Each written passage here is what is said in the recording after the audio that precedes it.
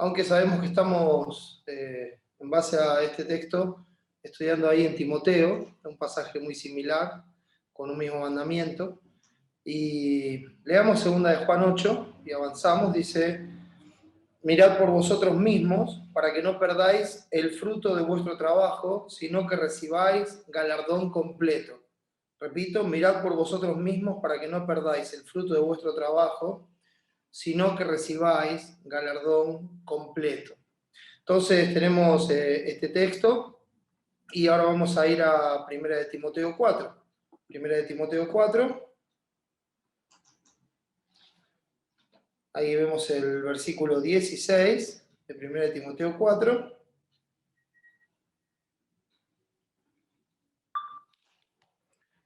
Y dice así el texto: ten cuidado de ti mismo y de la doctrina, persiste en ello, pues haciendo esto te salvarás a ti mismo y a los que te oyeren. Entonces veíamos ese cuidado en 2 de Juan: mirad por vosotros mismos, el cuidado personal del corazón, de examinarnos a la luz de la verdad. Recuerden que se trata de andar en verdad y en amor y en verdad, dos cosas que van siempre unidas, y eso nos lleva a andar en santidad, aquello que hace que se pueda evidenciar en la iglesia quiénes son los engañadores y anticristos. Y también el Señor nos animó a mirar por nosotros mismos, a cuidar nuestro corazón, cuando hablamos acerca del perdón en Lucas 17, por todos los conflictos y las ofensas que van a venir sin duda, de cuidar nuestro corazón, de no ser nosotros mismos ese tropiezo para los demás, y pensando también que la verdad desnuda la intención de nuestro corazón, con qué intención realmente hacemos las cosas,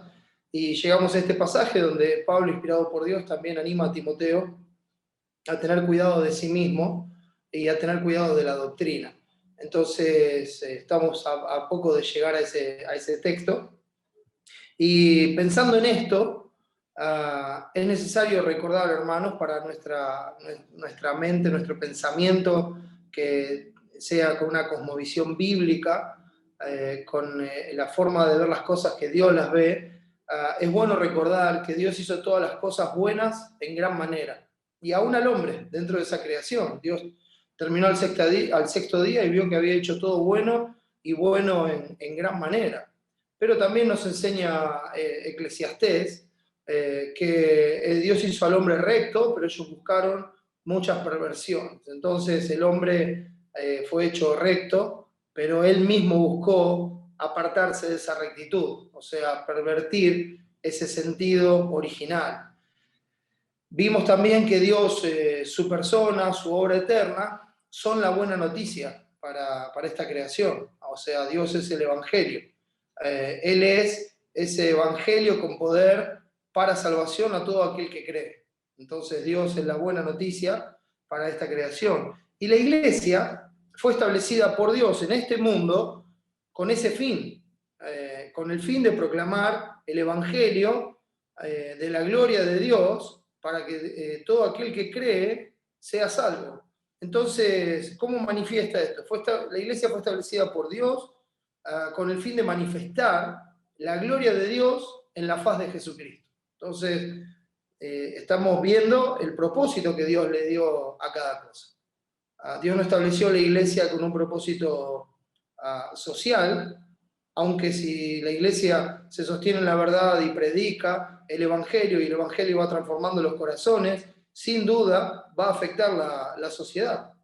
Y la iglesia siempre es ese bastión que defiende la verdad por sobre la perversión del hombre.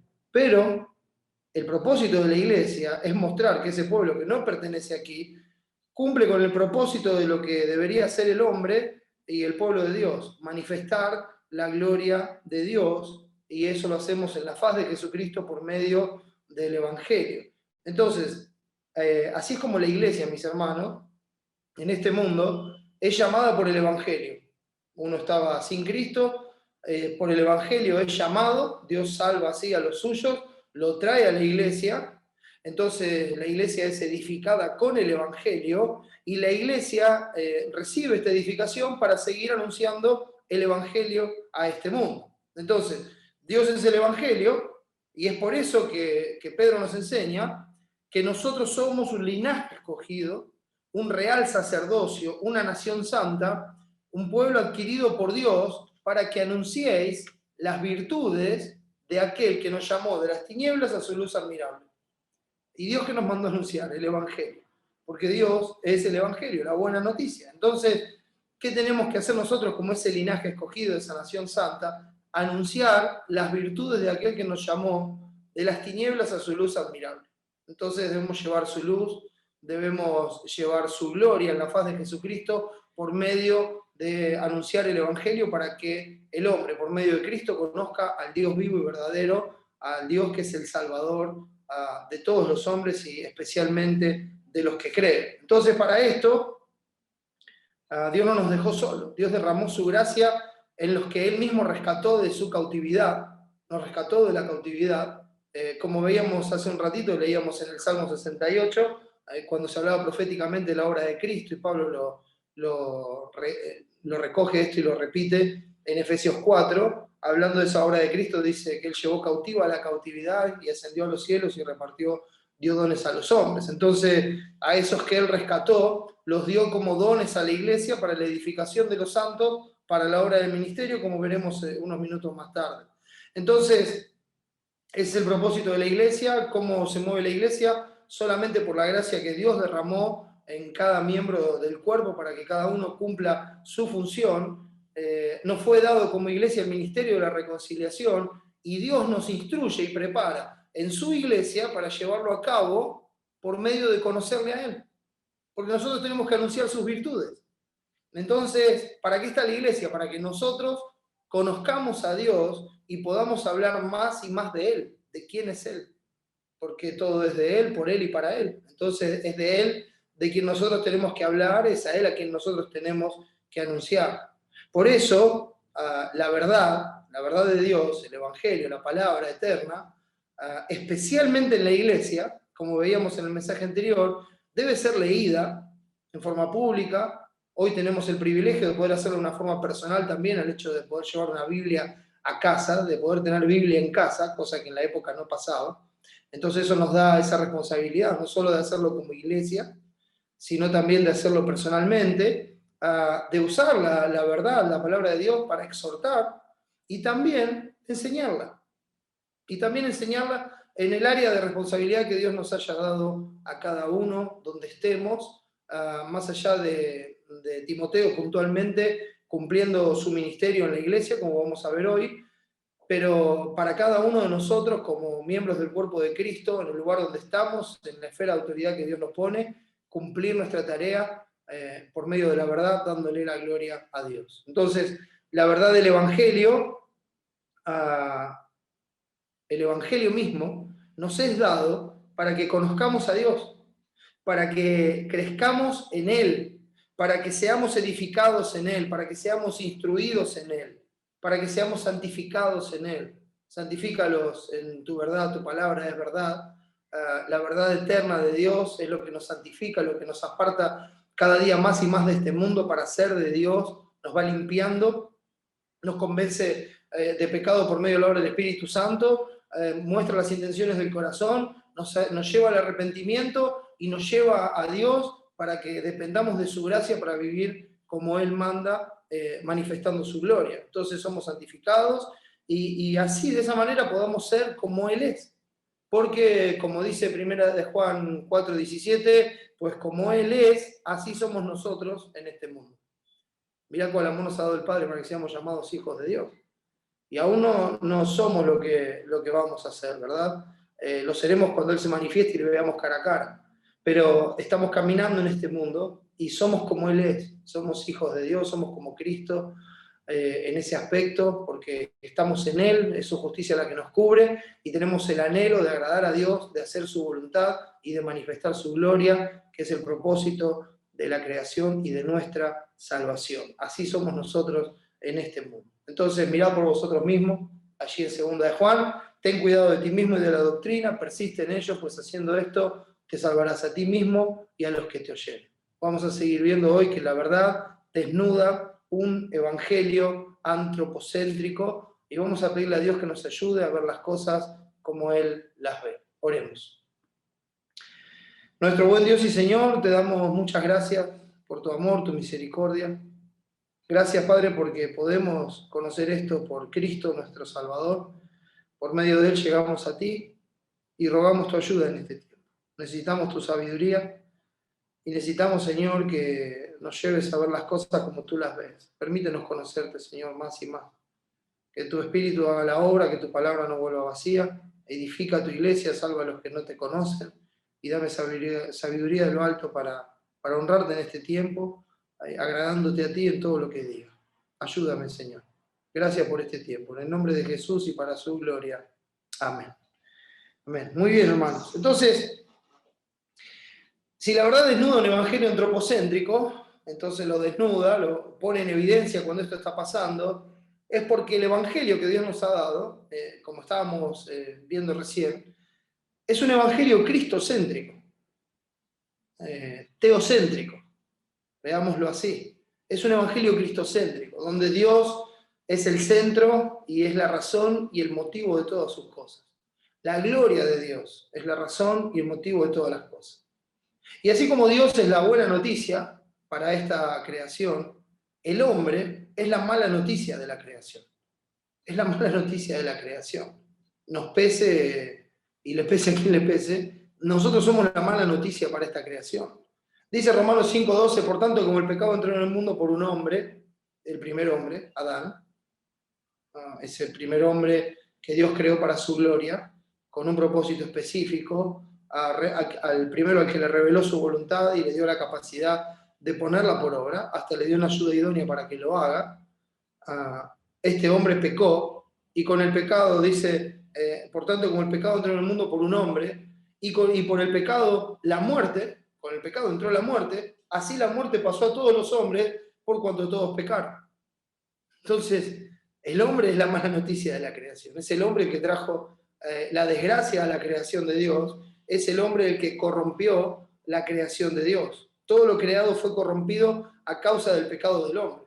El paraíso perfecto, entregado por Dios, sufrió las consecuencias devastadoras de la muerte espiritual y física del hombre, principalmente la espiritual y como consecuencia la física también.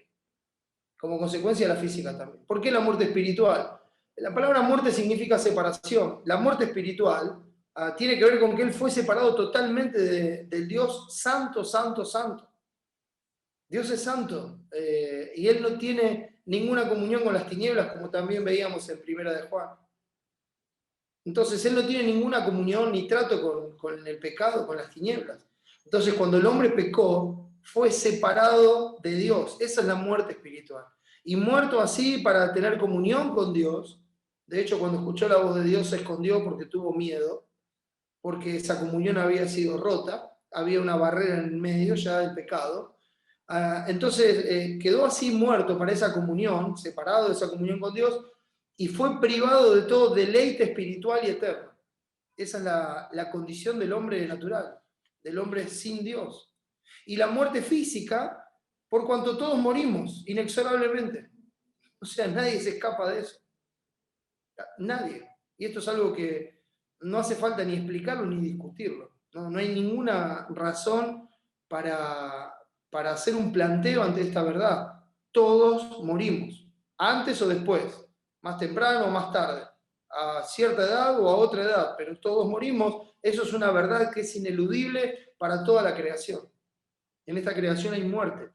Y esa muerte entró por el pecado del hombre, por la corrupción del hombre. Esa es la mala noticia.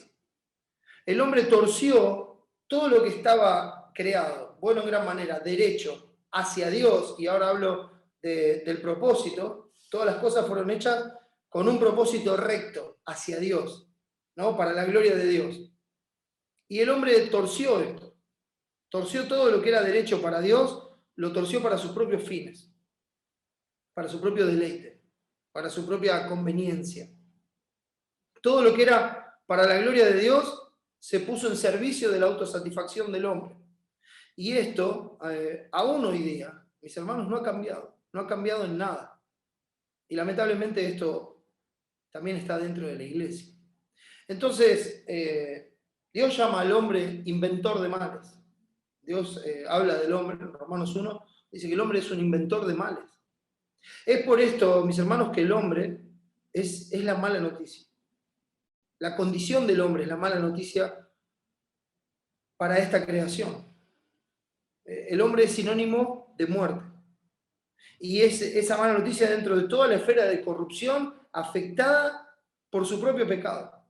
Todo lo que nos rodea, todo lo que está a nuestro alrededor, está afectado por el pecado del hombre. De todo aquello que es malo en esencia, no puede salir algo bueno. Decía o dice Jesús en Juan 3, esta es la condenación, que la luz vino al mundo y los hombres amaron más las tinieblas que la luz porque sus obras eran malas. Ese es el rechazo natural del hombre para con Dios, porque Dios es luz y no hay ninguna tinieblas en él. Y el hombre está en tinieblas, se regocija en tinieblas, ama las tinieblas, sus obras están hechas en las tinieblas, entonces cuando viene la luz y pone en evidencia las obras, aborrecen la luz. Que se vaya esto de acá, que me viene a decir a mí cómo tengo que vivir, qué tengo que hacer, etcétera, etcétera. Ahora, esto es ser malo en esencia. Entiéndase, mis hermanos, que no estamos hablando solamente de una maldad moral, de que es una persona inmoral, de que es una persona que es un delincuente o lo que fuera. Sin duda hay de todo bajo el cielo, sin duda hay de todo. Pero hay muchos hombres que son moralmente buenos también bajo el cielo. Y yo me animo a decir que es la mayoría. Moralmente son buenos. Pero nosotros estamos hablando de una maldad que es esencial, está en la esencia del hombre. Y voy a tratar de ponerlo en palabras sencillas, con algo que el hombre hizo y comprenda las limitaciones que puede tener una ilustración así. Pero para tratar de dar un ejemplo y que esto nos ayude a verlo un poco más claro. Mire, el hombre inventó el auto, y lo hizo con el propósito de facilitar el traslado de las personas, vamos a decirlo así. Ese es el propósito original para el auto. Entonces, si usted toma un auto y lo usa para el traslado, para trasladarse usted, para trasladar a alguien más, eso da el auto, que pueden subir varias personas, entonces lo traslada, está usando las cosas según el propósito original para el que fue creado. Ahora un hombre puede tomar ese auto y salir y atropellar a cuanta persona y animal se le cruce con el fin de matarlos. O sea, puede agarrar el auto, que no fue creado para eso, y salir a atropellar a toda la persona que se le cruce. Salir a buscarlo. Y de hecho sabemos, porque si vemos las noticias sabemos que hay gente que hace eso. Hoy día hay gente que hace eso. Autos, camiones y tantas cosas más que fueron creadas con otro propósito y que el hombre lo toma y va y lo usa para matar a alguien. Entonces, esta acción no cambia la condición moral del auto. Mire, usted dice, no, el auto es bueno. Vamos a decir, el auto es buenísimo, es una Ferrari. Obviamente, algo inanimado como un auto es amoral, no tiene una moral, pero tómelo como ejemplo. Dice, el auto es buenísimo, es una Ferrari. Entonces, esto no cambia si el auto es bueno o no. Uno dice, sí, es buenísimo. Pero el problema no es que si el auto es bueno o malo. El problema es cómo fue usado. Entonces el problema es que quien lo usa ha pervertido su propósito original para lograr su propio propósito. Ese es el problema. Eso es a lo que nos referimos con la maldad esencial. Cuando uno atropella a alguien, y más si lo hace a propósito, o sale a hacer algo así, entonces nadie se fija si usted está hablando de una Ferrari o, no sé, o de un Falcon 65.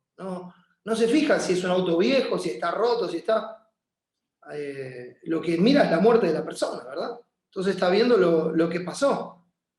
No está fijándose si es bueno o no. Está viendo el resultado. Y uno que va a decir, mirá lo que hizo. Agarró un auto, ¿el auto para qué? No es para eso. Pero agarró el auto y lo usó para eso. Bueno, exactamente lo mismo pasa en la creación.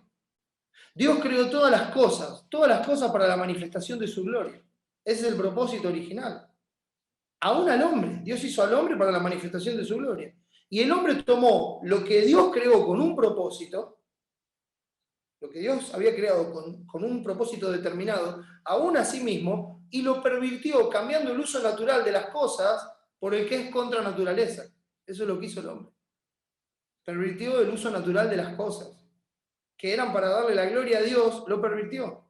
Y aun cuando el hombre, y repito, la mayoría son así, pueda ser moralmente bueno y aceptable ante las leyes y ante los estándares sociales, cada vez que el hombre, mujer, como quiera usted, pero cada vez que el hombre, cuando hablo de hombre estoy hablando de todo ser humano, hombre y mujer, y dice, cuando el hombre, cada vez que hace algo sin la intención de manifestar la gloria de Dios, aunque eso moralmente sea bueno, está pecando al pervertir el propósito original de la creación.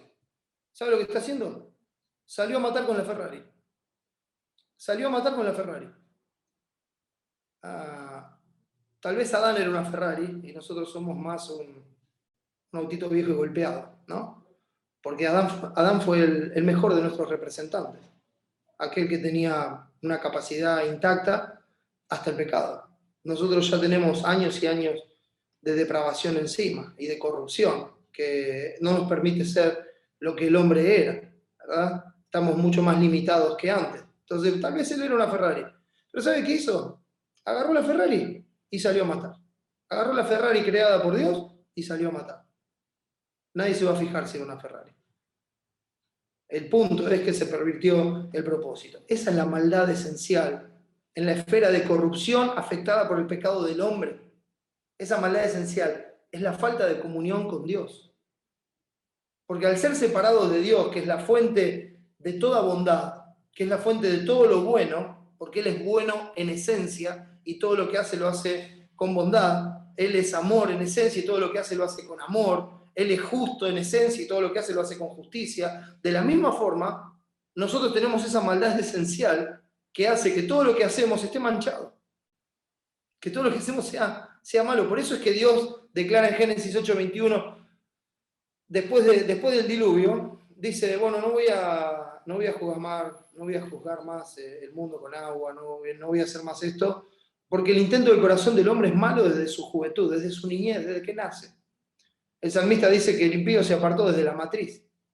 Entonces, ya nacemos en corrupción, en maldad hemos sido formados y en pecado nos concibió nuestra madre. Entonces, la muerte espiritual separó al hombre de la única fuente de bondad esencial que existe, que es Dios mismo. Y como sus obras son malas, y esto es lo que nos está pasando hoy, las obras son malas y antes afectaban más a la conciencia. Entonces uno las rechazaba, pero con el tiempo la conciencia se va cauterizando, la conciencia se va sedando, y a lo que antes llamábamos malo, hoy le decimos, bueno, no es tan malo, es nada más que una elección de vida. Llame lo que quiera. O sea, elige vivir como un delincuente, bueno, aunque eso todavía se resisten porque es cuando nos sacan cosas de los bolsillos, ¿no? Pero después cuando el policía le dispara a un delincuente, viene y le dice, no, mirá, ¿cómo vas a hacer eso? Es un ser humano. Después que el delincuente lo había apuñalado al otro, ¿no? Entonces, está tan pervertida la cuestión que ya no tenemos capacidad propia para poder discernir lo bueno de lo malo, porque nuestra conciencia es totalmente corrompida y cauterizada. Entonces hoy lo que estaba grabado como la ley de Dios en nuestro corazón está tan corrompido en esa conciencia que hoy podemos llamar a lo malo bueno. Y decimos, bueno, hoy las cosas cambiaron. No, ya no somos arcaicos. Hoy las cosas cambiaron, hoy eso no estaba mal. Eso era para los de antes que no entendían bien las cosas. No, antes entendían mejor que nosotros. Nosotros llevamos más años de corrupción encima. Y es por eso que al ser separados de la única fuente de bondad esencial que hay, al no poder tomar bondad de Dios para hacer las cosas como hoy podemos en Cristo, el texto dice, por cuanto todos pecaron y están destituidos de la gloria de Dios. No pueden darle gloria a Dios. No le pueden dar gloria a Dios. O sea, nos quedamos cortos. No podemos darle la gloria a Dios aunque quisiéramos. Por eso, mis hermanos, la buena noticia no podía, ni puede, ni podrá venir del hombre, sino que tiene que venir más allá de esta esfera. Tiene que venir más allá de esta esfera. No puede venir del hombre, no puede venir de aquí. No puede salir de lo malo algo bueno. No puede. Entonces tiene que venir de la única esfera de bondad que hay, que es Dios mismo. Tiene que venir de ahí. Así lo muestra Pablo en 1 Corintios, por ejemplo. Si me acompaña ahí por un momento, 1 Corintios 15. Por ejemplo, para entrar un poco en el texto, el versículo 22 dice, porque así como en Adán todos mueren, también en Cristo todos serán vivificados, hablando de la resurrección de Cristo. El versículo 22. Ahora, acompáñame al 45, y dice así, así también está escrito. 1 Corintios 15, 45. Así también está escrito. Fue hecho el primer hombre, Adán, alma viviente, el postrer Adán, ese es Cristo, el primer hombre, Adán, alma viviente, el postrer Adán, espíritu vivificante. Al hombre se le dio vida y ahora es Cristo el que nos da vida. ¿Sí? Dice el 46, mas lo espiritual no es primero, sino lo animal, luego lo espiritual. Es como cuando Cristo le dijo a Nicodemo, si no nacéis de nuevo, no podéis ver el reino de Dios, no podéis entrar en el reino de Dios.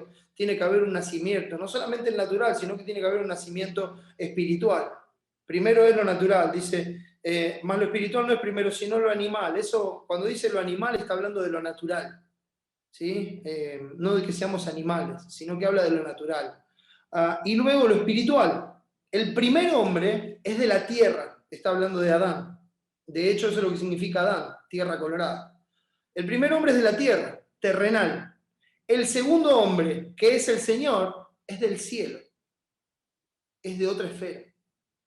Es de otro lugar. ¿Cuál el terrenal? Tales también los terrenales. Así como el terrenal pecó, todos somos pecadores. Y así, ¿cuál el celestial? Tales también los celestiales. ¿Cuál el celestial? Tales también los celestiales. Así como Cristo fue justo en todo su andar, nosotros estamos vestidos con la justicia de Cristo. Entonces, la buena noticia no podía venir de esta esfera, sino que tiene que venir de otra esfera, de la celestial, donde está la esencia de toda bondad. Es por esto, mis hermanos, que el Evangelio nunca puede ser antropocéntrico. O sea, el Evangelio nunca puede estar pensado en el hombre, ni puede ser mirado a través de los ojos del hombre. Como si el hombre fuera el propósito de todo, el propósito de la creación, el propósito de la redención, es lo más alto de la creación, etcétera, etcétera, etcétera. No puede pasar así. No puede ser que el hombre decida cómo es el Evangelio o que decida cómo son las cosas que van a dar la gloria a Dios. No, Dios las estableció de una forma específica. Un evangelio antropocéntrico sería un evangelio malvado, en esencia. Porque aunque puede ser moralmente bueno como la religión, puede ser moralmente bueno como la religión, en esencia es malo, porque no está buscando la gloria de Dios, sino la gloria propia. Y buscar la propia gloria no es gloria. Ese es el punto, mis hermanos. El evangelio de Dios es cristocéntrico, es teocéntrico, porque todo es de Él, por Él y para Él, como ya dijimos. Él es la buena noticia y Él es la única esperanza, no de esta creación, no de esta esfera, sino de la esfera celestial. Y es ahí mismo donde Él se presentó para quitar el pecado del medio por medio de su propio sacrificio. Cristo es la cabeza de la iglesia y es el primogénito de la nueva creación. O sea, en Él fueron hechas nuevas todas las cosas que no tienen nada que ver con estas. Entonces, el hombre nuevo vive en nosotros, la nueva criatura, y esa nueva criatura va a ser revestida de lo inmortal, cuando esto que es corrupción, esto mortal sea absorbido por lo inmortal, y seamos revestidos con un cuerpo glorificado, y no solamente tengamos la nueva criatura, sino que ya seamos completamente la nueva criatura y el cuerpo de pecado sea destruido para siempre, por la victoria de Cristo en la cruz del Calvario. Es por esto, mis hermanos, que dependemos total y exclusivamente de la verdad para ser libres, aún de nosotros mismos. La verdad, conoceréis la verdad y la verdad os hará libre. La primera libertad que nos da la verdad es, somos libres de nosotros mismos, de la esclavitud que nosotros teníamos sobre nosotros mismos por nuestras propias concupiscencias, por nuestro propio pecado. Esa es la primera libertad que Dios nos da. Rompe las cadenas con el pecado, con esa servidumbre a la que nos sujetó la muerte. Entonces, la verdad nos hace libres, primeramente de nosotros mismos. Nosotros no podemos conducirnos como queremos, sino como Dios dice. Porque ahora en Cristo vemos cuál es el propósito de la creación. Y vemos por qué Cristo vino a salvarnos. ¿Por qué fue necesaria la muerte de Cristo en la cruz del Calvario? ¿Por qué fue necesario que Él pagara nuestra deuda, nuestra ofensa para con Dios al precio de su propia vida? ¿Por qué fue necesario que Cristo cargara nuestra ofensa infinita a Dios sobre su vida infinita y Él la diera voluntariamente para pagar nuestra ofensa infinita y así volverla a tomar? Porque Él la puso voluntariamente y la vuelve a tomar y se levanta de los muertos, porque es imposible que la muerte lo pueda retener, porque Él mismo es la vida. Demuestra que su victoria en la cruz fue total, aplastante sobre el pecado, sobre la muerte y sobre Satanás, y asciende y se sienta en el trono de la majestad en las alturas, y está allí hoy día mientras su iglesia anuncia el Evangelio para salvar perpetuamente a todos los que por medio de Él se acercan a Dios. Entonces, si nosotros conocemos a Cristo, no es que ahora tenemos religión, ahora tenemos vida. Y esa vida nos permite ver a Dios, nos permite conocer a Dios, nos permite conocer la verdad. Ese es nuestro deleite, conocer a Dios. El otro día hablamos de la lectura, y el problema es que en la iglesia, en la religión, se ha tomado la lectura como un fin. Entonces, no, vos tenés que leer la Biblia, tenés que leer la Biblia. Y no ese es el punto. Honestamente, no ese es el punto. El punto es, hermano, hermana, vos tenés que conocer a Dios. Tenés que disfrutar de Dios. Entonces, cuando uno dice eso, la pregunta a continuación es totalmente lógica. ¿Cómo conozco a Dios? Por medio de su palabra. Entonces vos no vas a la Biblia porque tenés que leer la Biblia. No, vas porque querés conocer a Dios. Porque te querés deleitar en Él. Porque querés saber cuál es su voluntad. Porque ahora sos su siervo. Él es tu Señor. Entonces querés saber qué es lo que le agrada. Ahora Él es tu esposo. Sos su esposa como la iglesia. Y querés complacerlo, querés servirlo. Querés estar sujeta a Él como corresponde, porque Él es la cabeza y nosotros somos el cuerpo. Entonces no podemos conducirnos como queremos, sino como Dios dice. Por eso la verdad es esencial. No podemos hacer lo que queremos, sino que tenemos que hacer lo que Dios dice.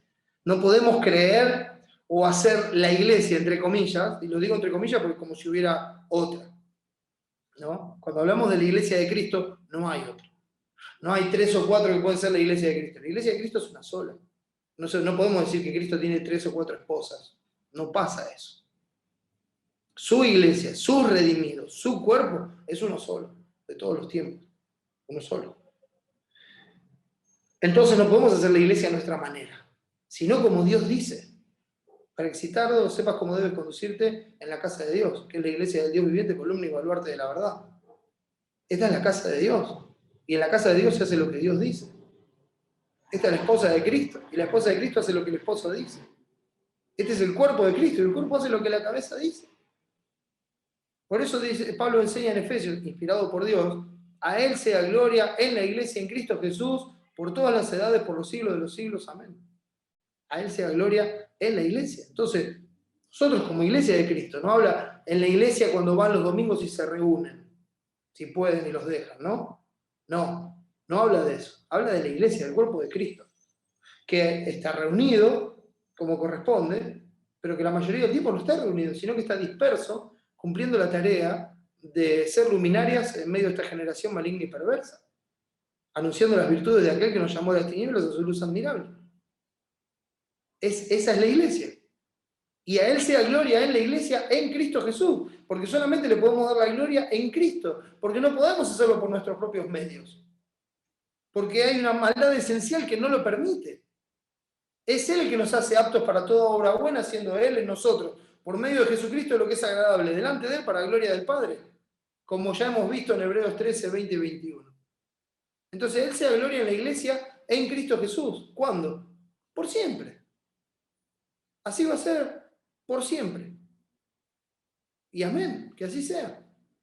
Dios salvó un pueblo propio, celoso de buenas obras, porque salvó un pueblo que cumpla con su propósito, el de manifestar su gloria. y se reveló a su pueblo, haciendo resplandecer su gloria en la faz de Jesucristo. Y lo hizo para que le conozcamos y para que prosigamos en conocerle, como nos enseña el profeta. Sino que le conocemos y proseguiremos en conocerle, ¿verdad? ¿Por qué? Porque también el profeta nos enseña que el pueblo que conoce a su Dios se esforzará y actuará. Se esforzará. Eso significa que se fortalecerá. Nuestra fortaleza viene del Señor. Conocer al Señor es nuestra fortaleza. Entonces el pueblo que conoce a su Dios se va a fortalecer y va a actuar y va a hacer lo que tiene que hacer. Porque el Señor mismo dice, también por el profeta, porque misericordia quiero y no sacrificio.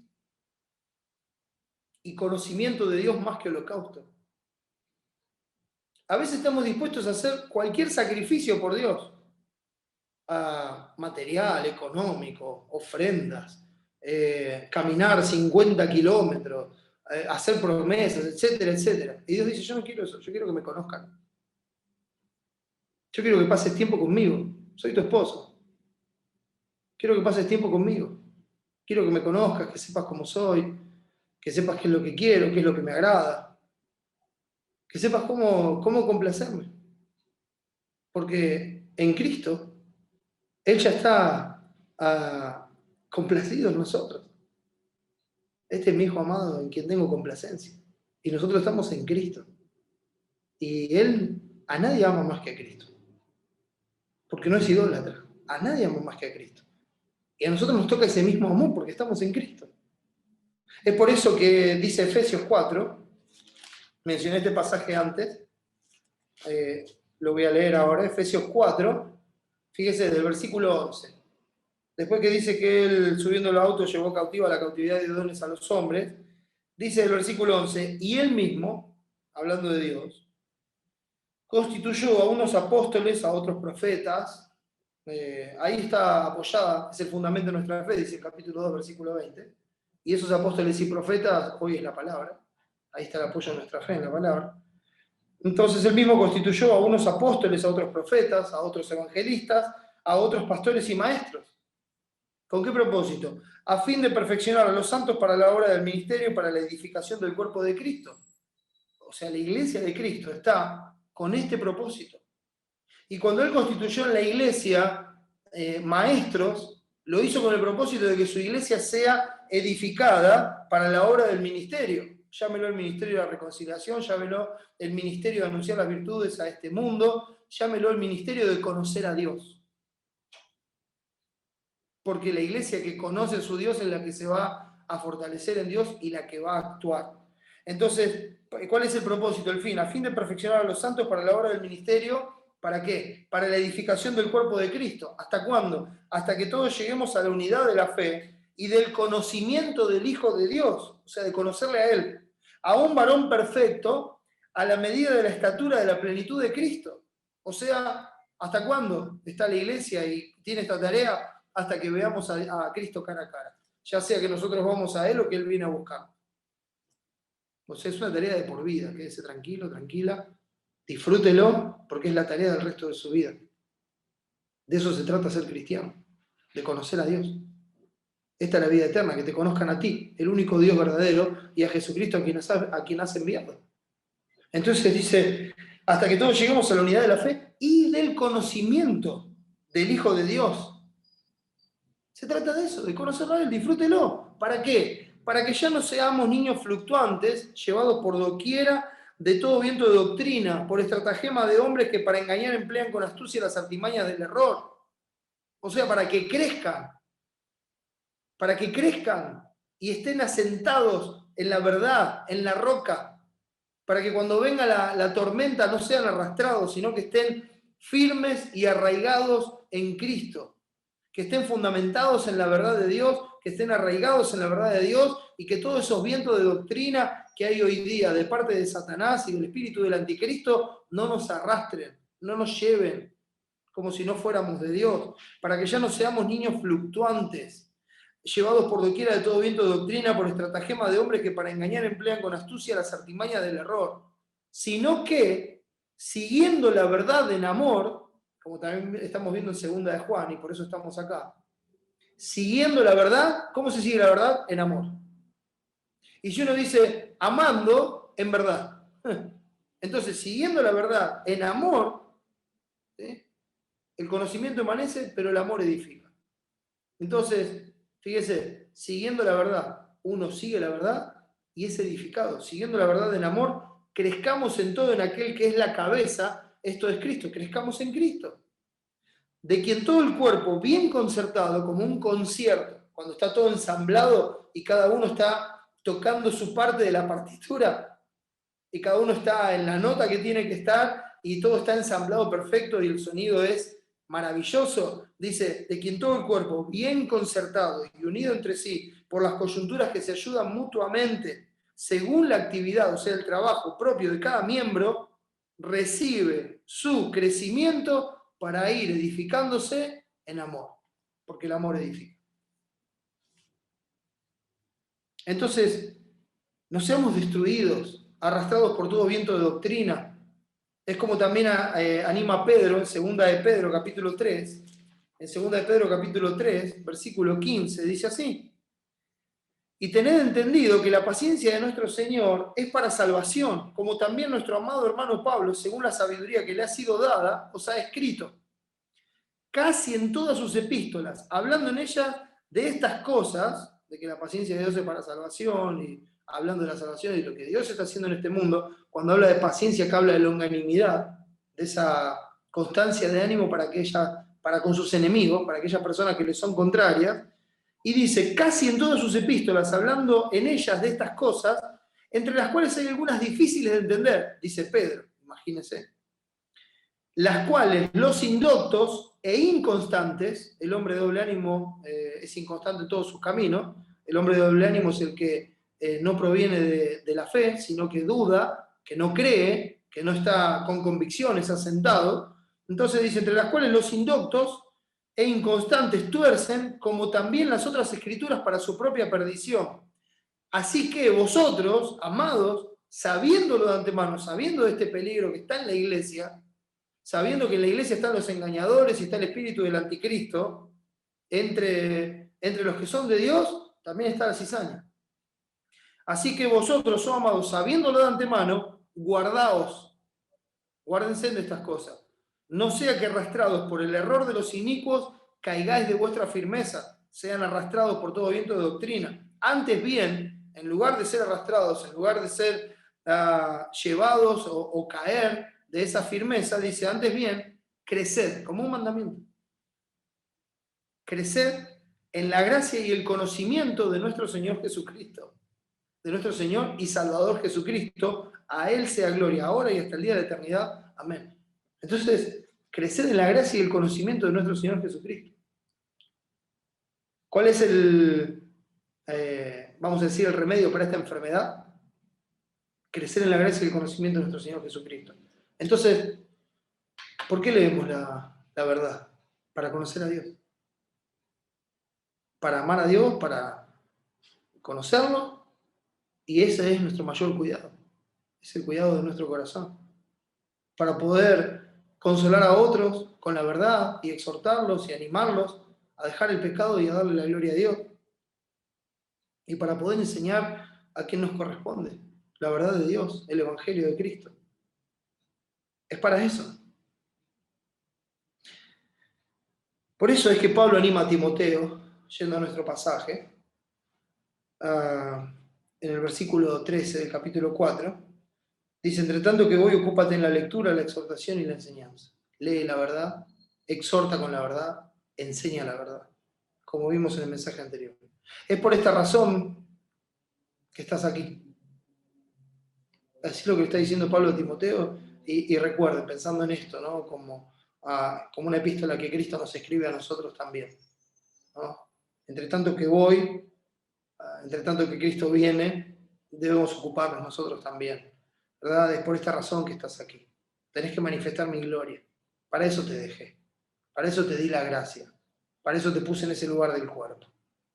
Y necesitas de la verdad, para que te nutra, para que puedas seguir la buena doctrina. Tienes que estar nutrido, tienes que ejercitarte para la piedad. Como yo dejé esa muestra de piedad tan grande con mi propia vida, diría el Señor, ¿no? Entonces, todos estamos, hermanos, donde Dios quiere que estemos, en el orden que Dios nos puso para hacer lo que nosotros debemos. Nadie está en ningún lado por error, nadie está en la familia equivocada, nadie está en el trabajo equivocado, nadie está, no, está ahí porque en la soberanía, en la providencia de Dios, Dios lo ordenó así para que usted y yo manifestemos su gloria como iglesia y cuerpo de Cristo. ¿Cómo lo cumplimos? Conociendo a Dios, conociendo su verdad, conociendo su voluntad. En el caso específico de Timoteo, su tarea en la iglesia era muy importante, él era evangelista, como dice en segunda de Timoteo. Cumple tu ministerio, haz obra de evangelista. Entonces eso es lo que le manda hacer. Y el versículo 14 lo explica claramente porque dice, no descuides el don que hay en ti, que te fue dado mediante profecía con la imposición de las manos del presbiterio. No descuides el don que hay en ti. La profecía reconoció el don que Dios le dio y la iglesia lo encomendó para que lo haga. Eso es lo que significa el texto, básicamente. La profecía. Hoy no tenemos, hermanos, profecía verbal. Hoy Dios no habla por medio de ningún hombre, hoy nos habla por el Hijo. Y el Hijo está en la palabra. Él es el verbo encarnado y Él es la palabra escrita. Entonces, porque la escritura da testimonio de Él. Entonces hoy Dios nos habla por el Hijo. Entonces, esta es la profecía. Esta es la profecía que nosotros tenemos hoy. La palabra de Dios, la verdad de Dios.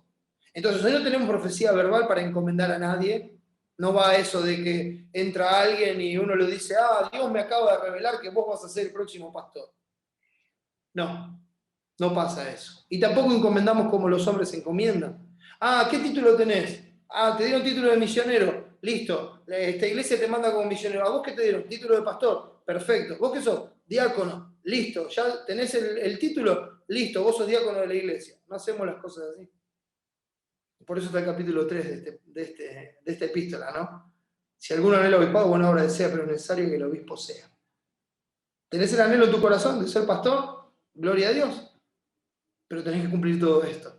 Y la iglesia lo tiene que ver. Y la iglesia tiene que dar testimonio. ¿Querés ser diácono? ¿Querés ser diaconisa? Perfecto, ningún problema.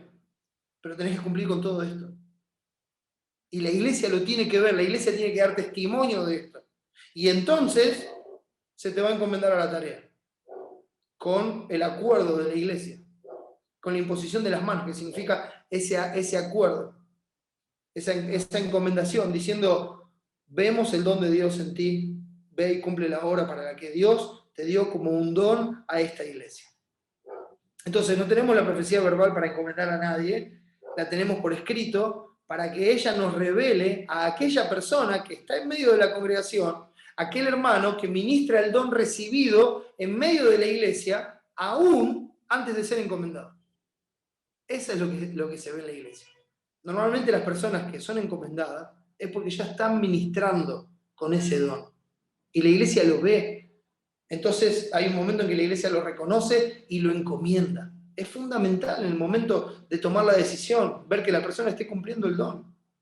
Porque si no, no es un don, es algo que está haciendo el hombre. Y el hombre es muy bueno para cumplir reglas, pautas, pasos, tareas. No tiene ningún problema. Y moralmente bueno. Pero si la iglesia no ve que el don está siendo ministrado, entonces no lo va a encomendar. ¿Cuántos pastores, misioneros, evangelistas y otras cosas andan por ahí, mis hermanos? Andan por ahí sin iglesia que los respalde, ni que los reconozca, ni que los encomienden. Se autonombraron. O estaban en una iglesia que dicen, no, me fui de esa iglesia porque tenía un error doctrinal muy profundo. Y yo que soy la luz, me fui de ahí. Pero yo soy pastor, porque esa iglesia que estaba en error me ordenó pastor. Entonces, sigo siendo pastor, así que vengan a mí que yo soy el pastor que vio la verdad y abandonó el error, y ahora yo los voy a pastorear a la verdad. O sea, ese pastor que fue encomendado con el error, ahora conoce la verdad. Increíble, ¿no? Es hora de empezar de vuelta. Si te das cuenta que la iglesia está en error y que estuviste tanto tiempo en error, cualquier cosa que la iglesia te haya encomendado a hacer, no lo tomes en cuenta porque fue en error, no en verdad. Entonces hay que salir, hay que encontrar una iglesia donde congregarse, hay que empezar a conocer a Dios, a conocer a los hermanos, tener comunión con los hermanos y administrar el don que Dios te haya dado en una forma natural. No buscando un puesto, no buscando nada, porque no funciona así. Dios no lo estableció así. Eso termina mal en el 100% de los casos. En el 100% de los casos termina mal, porque no es el orden que Dios estableció.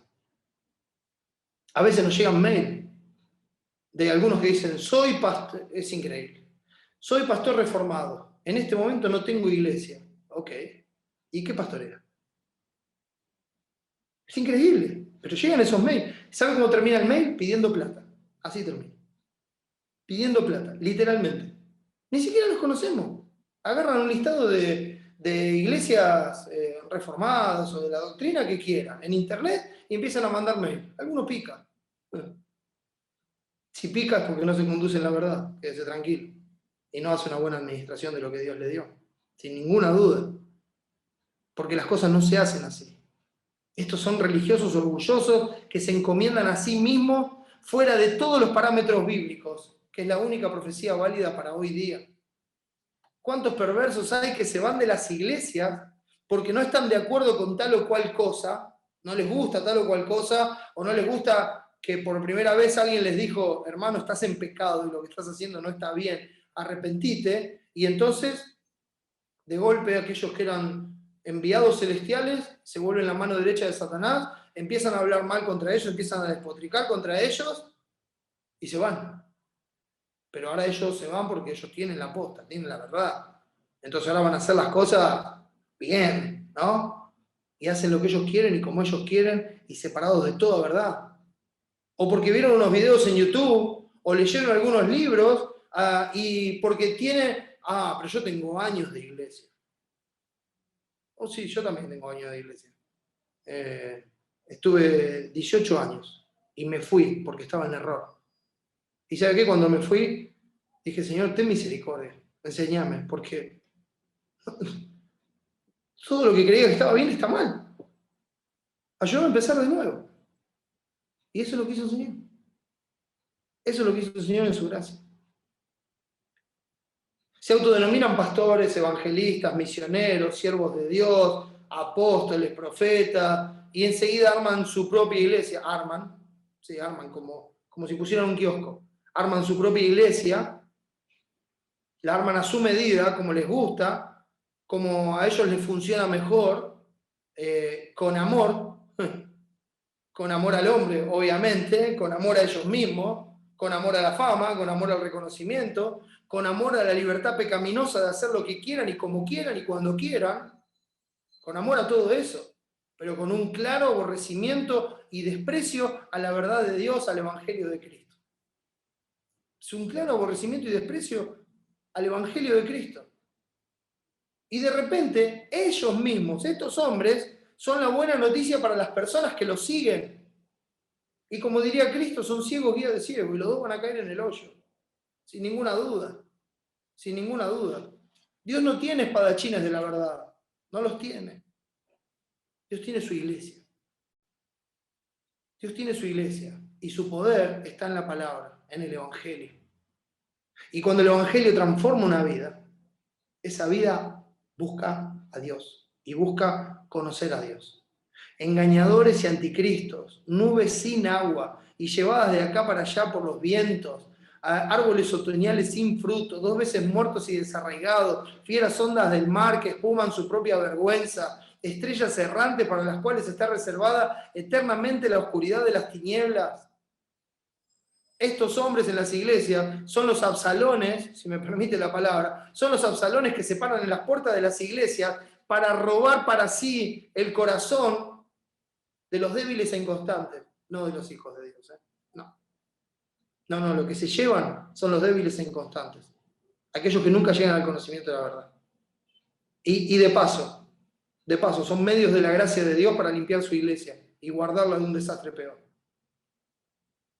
Hacen lo mismo que Absalón. ¿Se acuerdan cuando Absalón estaba enojado con el papá?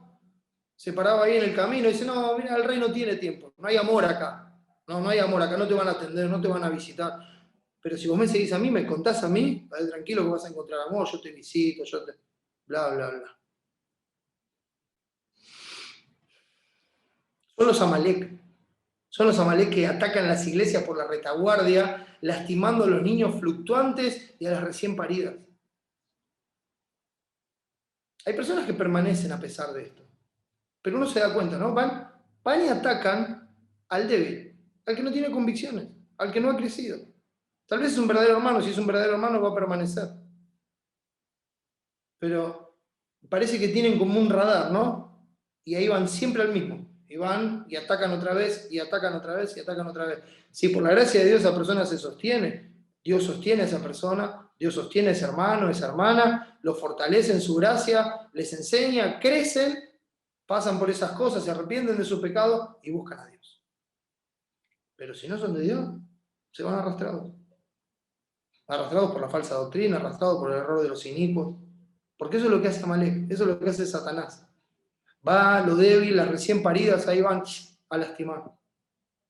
Estos son enemigos de la cruz de Cristo que se apacientan a sí mismos, el fin de los cuales será perdición, cuyo Dios es el vientre y cuya gloria es lo terrenal, es su vergüenza. Solamente piensan en lo terrenal. Por eso Pablo le dice a Timoteo, Timoteo, no descuides el don. Otra vez, cumple tu ministerio, haz obra de evangelista. ¿Y cuál es esa obra? Versículo 15, dice así, ocúpate en estas cosas, permanece en ellas, para que tu aprovechamiento sea manifiesto a todos. Ocúpate en la verdad, permanece en la verdad. Todo lo que tenés que hacer, mire, estas cosas te escribo para que si tarde sepas cómo debes conducirte en la casa de Dios, la iglesia del Dios viviente. Y usted mira toda la epístola y va a encontrar las instrucciones de Pablo, las instrucciones para el culto público acerca de la oración, acerca del orden en la iglesia, donde no se le permite a la mujer ejercer dominio sobre el hombre, no se le permite enseñar, donde si uno quiere ser pastor tiene que cumplir estos requisitos, donde el diácono, la diaconisa, donde hay que vivir de una forma piadosa como Cristo vivió, donde hay que desechar las fábulas profanas y de vieja, donde hay que estar atento a los apóstatas, donde hay que ejercitarse para la piedad, donde hay que trabajar y sufrir oprobio porque tiene la esperanza puesta en el Dios viviente, donde hay que leer la verdad, exhortar con la verdad y enseñar la verdad, donde hay que ocuparse de estas cosas. Ocúpate en la verdad, permanece en la verdad. ¿Para qué? Para que a todos les quede claro que tu don es para el provecho y el crecimiento de la iglesia. Que sepan que es parte de la gracia de Dios. ¿Por qué? Alimenta a los demás. Es un fruto de la gracia de Dios del cual los demás se alimentan. Es para provecho de la iglesia. Es para que la iglesia crezca. O sea, para que todos vean que Dios te puso ahí, a través de su iglesia, con el propósito de fortalecerlos, de enseñarlos, de hacerlos crecer, para que vean el provecho de la gracia de Dios en tu trabajo diario. Para que por tu actividad, para que por tu trabajo, tu administración de la gracia recibida, el cuerpo de Cristo reciba el crecimiento en aquel que es la cabeza, esto es Cristo, como veíamos en Efesios 4. No descuides el don que hay en ti. Ocúpate en la verdad. No confíes en ti mismo. No confíes en tu corazón. No confíes en tu propia prudencia. Busca conocer a Dios. Ve la palabra como un medio de gracia para pasar tiempo con el esposo, con tu Señor, con el que te amó de tal manera que dio su propia vida para rescatarte de las tinieblas eternas, de la condenación, traerte a la luz verdadera, hacerte su hijo, hacerte parte de su iglesia, de su pueblo, de su cuerpo. Es el que te dio la ciudadanía celestial, es el que te ha dado un reino inconmovible para que cuando todo esto se desvanezca, quede la esperanza eterna que tenemos en Cristo. Él es la buena noticia, es de Él de quien nos tenemos que aferrar, es a Él a quien tenemos que conocer, es de Él de quien tenemos que disfrutar, es de Él en quien nosotros nos tenemos que ocupar. No pensemos tanto en ministerio, pensemos en ministrar, pensemos en servir, en servir a Dios con gratitud y reverencia, con temor de no hacer algo que no le agrade, con temor de hacer algo que no le agrade. Y que ese temor nos lleve a querer conocerle más. Y veamos la palabra no como una tortura, no como algo que es una carga pesada. Veamos que cada vez que abrimos la palabra, Él nos está hablando con amor, con misericordia, y así podamos ocuparnos del don que Él nos haya dado. Yo no sé cuál es tu don en la iglesia. Algunos hermanos los conozco y sí, los sé muy bien, pero hay otros que no los conozco, no sé cuál es tu don. Pero si eres un hijo de Dios, si fuiste bautizado en el cuerpo de Cristo por la obra del Espíritu Santo, como enseña 1 Corintios 12, Dios te ha dado la gracia ese mismo día. Y te ha dado, por esa gracia, el lugar en el cuerpo para que cumplas la tarea que tienes que cumplir y que el cuerpo, la iglesia de Cristo, sea edificado. Necesitas conocerlo. Para conocerlo necesitas conocer a Dios. Y cuando conozcas a Dios, te vas a gozar, te vas a deleitar. Por eso hay que ocuparse en la lectura. Por eso hay que exhortar con la verdad. Y por eso hay que enseñarla. Para que nuestro deleite esté continuamente en Dios. Para que disfrutemos de Él.